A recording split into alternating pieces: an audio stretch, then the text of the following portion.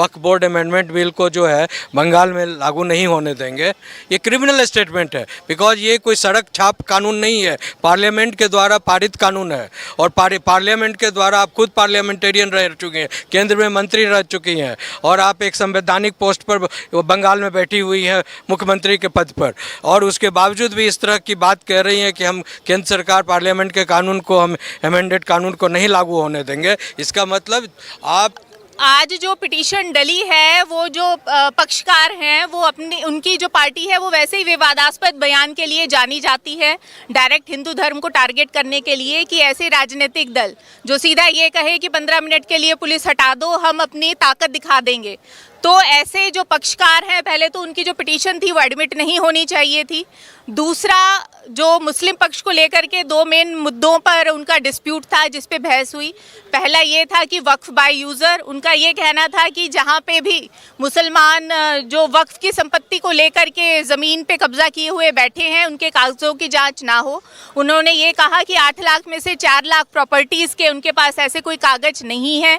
और दूसरा जो उनका मेन मुद्दा ये था कि भाई जो बोर्ड में, वक्फ बोर्ड के अंदर जो 2 नॉन मुस्लिम्स को मेंबर बना दिया गया है, उस चीज़ को लेकर के उनको आपत्ति थी। तो यहाँ पे हिंदू पक्ष ने ये कहा कि जो 1995 का जो वक्फ एक्ट था, उसके अंदर ऐसा प्रोविज़न था कि कोई भी जो गैर मुस्लिम है वो अपनी ज़मीन को दान कर सकता है। गैर मुस्लिम की ज़मीन भी वक्फ की प्रॉपर्टी बन सकती है, पर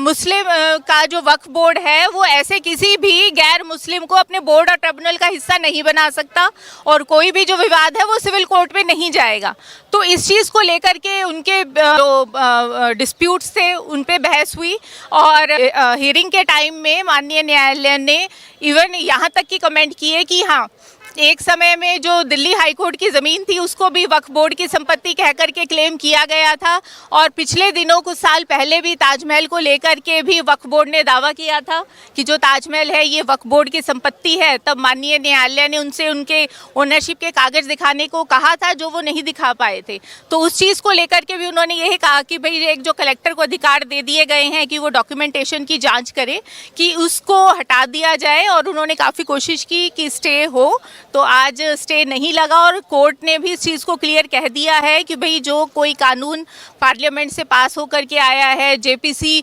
के पूरे डिटेल्ड उससे आया है, तो उस पर हम कोई किसी भी तरह का इमीडिएट इंटरिम रोक नहीं लगाएंगे। अब जो